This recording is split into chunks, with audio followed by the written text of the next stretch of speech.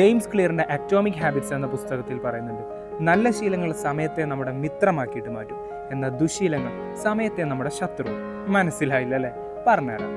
നമ്മളെപ്പോഴും ദുശീലങ്ങളുടെ ദോഷങ്ങളെ പറ്റി മാത്രമല്ലേ പറയാറുള്ളത്, എന്നാൽ ദുശീലങ്ങൾക്കും ഒളിഞ്ഞു കിടക്കുന്ന ചില ഗുണങ്ങളുണ്ട് കേട്ടോ.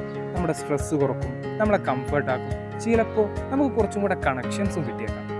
എന്നാൽ ഇതൊക്കെ വെറും ഷോർട്ട് ടേം ബെനിഫിറ്റ്സ് മാത്രമാണ് കേട്ടോ. ഒരുപാട് കാലയളവിൽ നമ്മൾ ഈ ദുശീലങ്ങൾ ഇങ്ങനെ റിപ്പീറ്റ് ചെയ്ത് പോയാൽ അതിൻ്റെ അന്തിമ ഫലം വളരെ മോശമായിരിക്കും. ഡെയിലി ഒരൊറ്റ സിഗരറ്റ് വലിക്കുന്നത് തുടർന്നുകൊണ്ട് പോയാലും മതി, 1.5 വർഷം കഴിയുമ്പോഴത്തേക്ക് വലിയ വില കൊടുക്കേണ്ടി വരും. അപ്പോൾ ദുശീലങ്ങൾ സമയത്തെ നമ്മുടെ ശത്രു ആക്കിയിട്ട് മാറ്റും. എന്നാൽ നല്ല ശീലങ്ങൾ തുടർന്നു പോകുന്നത്, ഡെയിലി എക്സസൈസ് ചെയ്യുന്നതൊക്കെ തുടക്കത്തിൽ കുറച്ച് ബുദ്ധിമുട്ടായിട്ടൊക്കെ തോന്നിയേക്കാം, നമ്മുടെ ആങ്സൈറ്റി കൂടുന്നതായിട്ടും ലൈഫ് ഭയങ്കര റിജിഡായിട്ടൊക്കെ തോന്നിയേക്കാം. എന്നാൽ അതിൻ്റെ അന്തിമ ഫലം വളരെ ഗുണം ചെയ്യുന്നതായിരിക്കും. അപ്പോൾ നല്ല ശീലങ്ങൾ സമയത്തെ നമ്മുടെ മിത്രമാക്കിയിട്ട് മാറ്റും. ഇനി ശത്രുവാക്കണോ മിത്രമാക്കണോ എന്നുള്ളത് നിങ്ങൾക്ക് തീരുമാനിക്കാം.